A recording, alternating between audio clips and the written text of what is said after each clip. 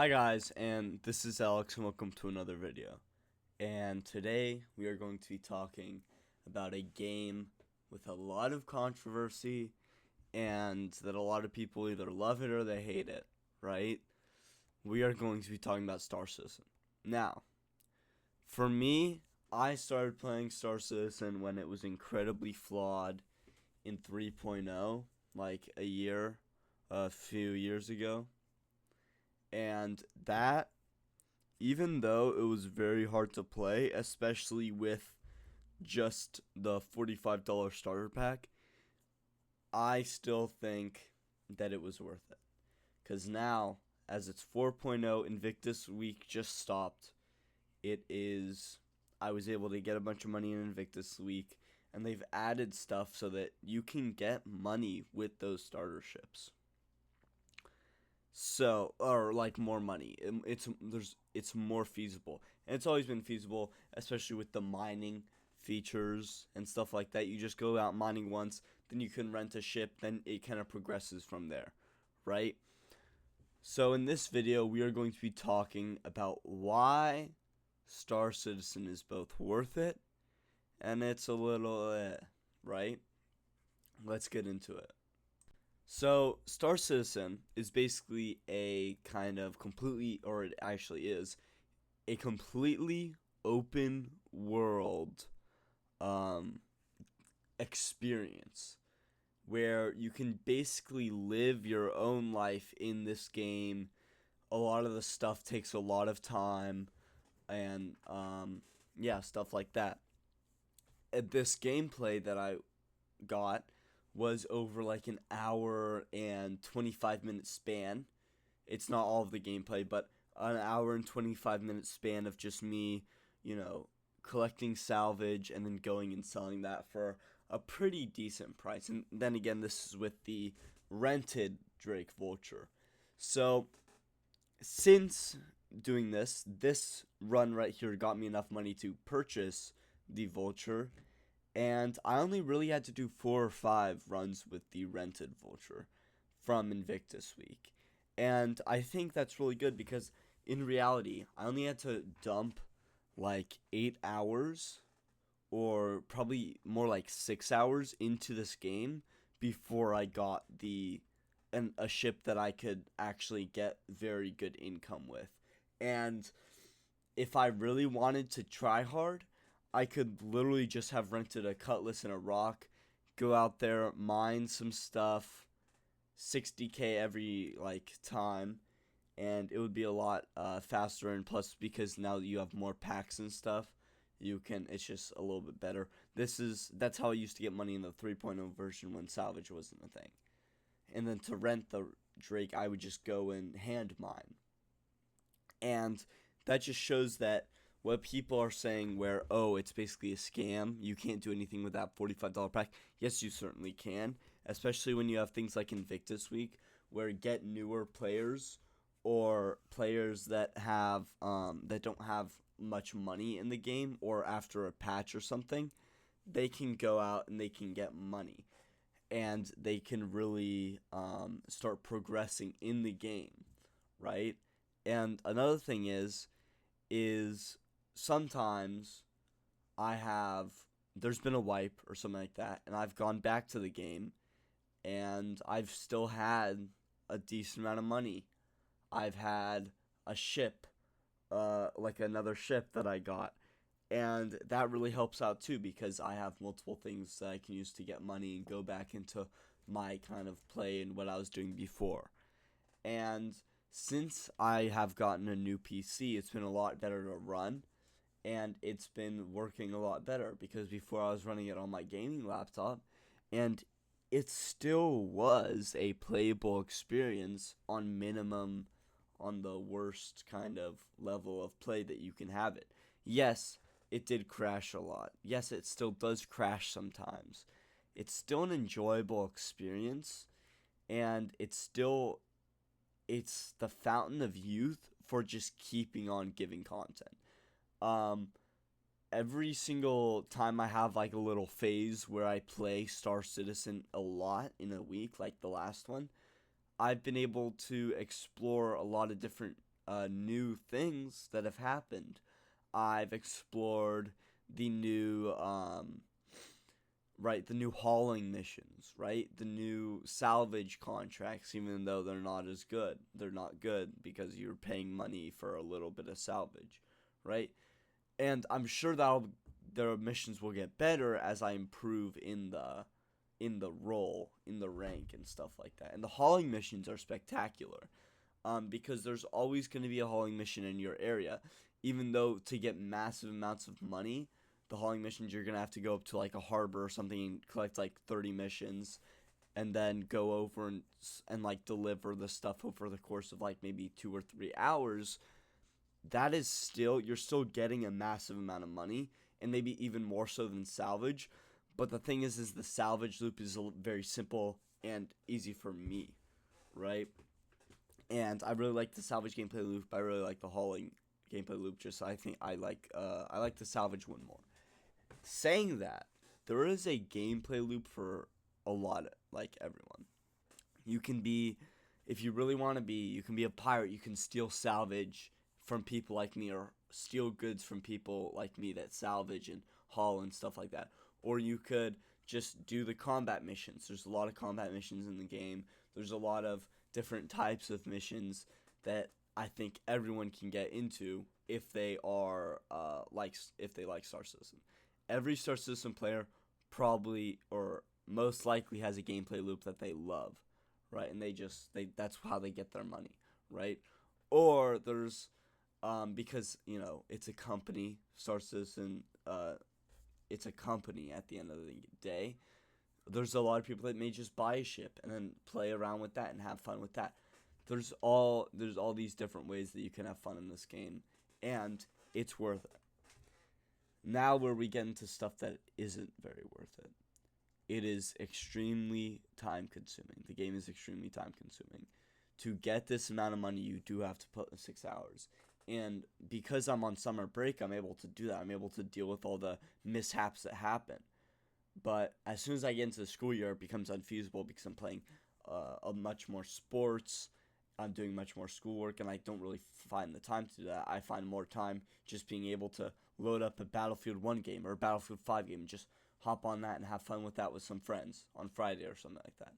This is very time consuming. This is very hard to kind of dump lots of time into during the schoolwork or during having like a job, right? Everyone's afraid of that.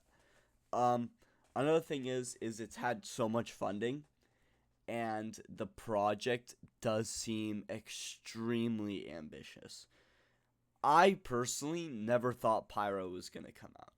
I thought that it was just going to be something that they make up and they don't follow through on. Something like RDR2, where they just, after a few years, they just forego updating it completely, right? I thought that it was going to stop at the Stanton system. They were just going to kind of make it more reliable, the game more reliable, because it still is kind of unstable. Make the game more reliable and help it out in that aspect. But in reality, they keep on adding content, and it's very ambitious. They're also working on this campaign, which seems extremely ambitious. They showed it on like the CitizenCon and it crashed. That just shows how unstable the game is. But going through the whole thing, it seems very cool, very like high profile, and I think Star Citizen is gonna be one of like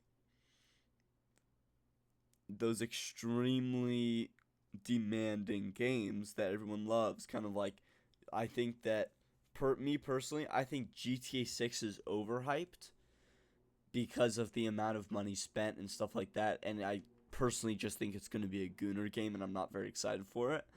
I think that Star Citizen is very underhyped because of how much people think it's a scam and how it works, and how people are really just not willing to give the game a try, or put a lot of time into it. And it's getting easier to put a lot of time into it with bed logging, right? Especially with salvaging. I don't really know for hauling. This loop right here what I did is I went and I couldn't bed log in the rented ship, but after this one, I got the real ship and I went out and I just bed logged. And now my ship is not somewhere, but next time I load into the game, it'll be somewhere where I left it off at, in the middle of a asteroid field, right? And I'll be able to just start mining. And then when I'm done, I'll put everything on the grid, and then I'll just log out, and it'll be fine. Hopefully. Sometimes it doesn't. Sometimes it's a little janky, but for the most part, it's worked so far and owned in my owned ships that I own, right? And now that I own that ship, I can actually do stuff with it, and Invictus Week has really helped out getting the money for players, and plus for Free Fly Week, you can fly the ships for free, and you can have all that stuff for free, and it's fun, and it really opens up to other players. So basically, Star Citizen is worth it if you're willing to put in the time and willing to give it a try. Is it worth it for everyone? No, of course not. If you love FPS, you might like it because there's a lot of cool shooting missions and stuff like that. Star Citizen is for everyone in a way, but not everyone will. It's made for everyone so that any person can really play it and have fun on it for a certain amount of time, but it's not made in a way where it's going to be your forever game, or it's going to be everyone's forever game. I think that it's made in a way where everyone can have fun on it, everyone can do their own thing on it, everyone can interact in a certain way in the universe and have a decent amount of fun and contribute some way to another person's gameplay loop, or just contribute in another way to someone's game, to the game in general. But I think for the most part, it's not a sustainable game, where unless you already have a ship, or you've bought a ship other than the starter pack, I don't think someone is going to be going there and have the starter pack and play it for their entire, for a year or something like that. It's, for me, someone that bought the starter pack, I think it's going to be, oh, you come around during Invictus Week, you play a lot, you get your ship, you maybe play for a week or two after that, then you stop, you just play another upcoming game that I'll make a video about, Night Rain. You play Night Rain for a while, and then you'll come back to it, and you'll have tons of fun, and then that loop will continue. But some people, I think, can do the thing with the starter pack. So 800, or I think that's how much it is, $1 million have been spent into this game. And it's been a long time. It's been in development for, I think, close to 20 years, maybe more. And so far, it's doing good. Is the money worth the gameplay? I don't know. That's for the company to decide. But I do know that it's taken a very long time, and every single release date has been overpassed. And me personally, I don't think it's coming out for another 20 years. I think it's one of the most ambitious games. I think it is one of the most... It's going to take a lot to get this game out there. Finished. It already is out there. It's already looking pretty good. I just think that that's a lot of money. And for that much money and a game not be out yet, it's just getting more and more expensive for these titles. And this game, I think, is probably more, as I've said before, more worth it than the, $2 billion GTA 6. I think that's crazy to me that's how much money they've spent on GTA 6. There are still some buggy issues with this game, whereas Rockstar Games, there's probably not going to be as much lag. But then again, they did make Cyberpunk, and that was horrible on release date. And yeah, so final wrap up, right? Star Citizen is worth it. It's cheaper than COD. It's not as people aren't like, you're not going to be putting as much time into it as you are going, or you actually are, but it's not going to be as a slog as COD is. Whenever you're bored of the game, there's always something else for you to do, a different gameplay loop. Um, and it's worth it for the average person. Now, to another thing is it is a very expensive project. It consumes a lot of time, which is getting better. It is still in development, very unstable, a lot more stable than it used to be, but still very unstable. Like, my thing crashes a lot, right? See, right? Stuff happens a lot. Sometimes I'll just be inside my ship, but the more and more I play, the more and more I'm able to just go around those problems. And after you play the game for a solid like day of time, it's going to be easier. You're going to get used to some of those crashes. There have been a lot of times where I've crashed, but guess what? I've come back and I'm in the same place I was, so it's not a very big deal. I've bedlocked and sometimes I've lost all my salvage, right? That sucks, but at the end of the day, that salvage mission only took an hour and it's an unstable game, and I acknowledged that this is a game, a work in progress game, right?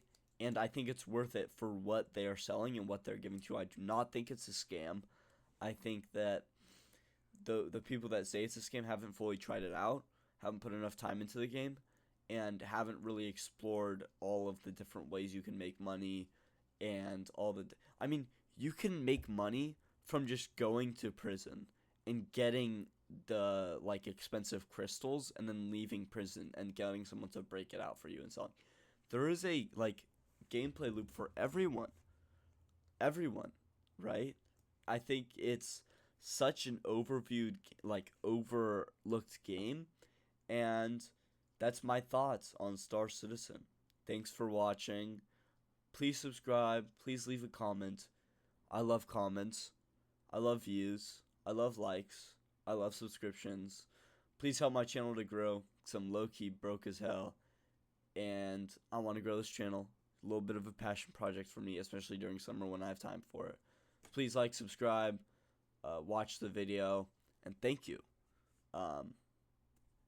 Give me feedback on the videos. That'd help a lot. If you like the gameplay behind, if you don't like the gameplay behind, give me feedback for everything. Thank you guys. Bye.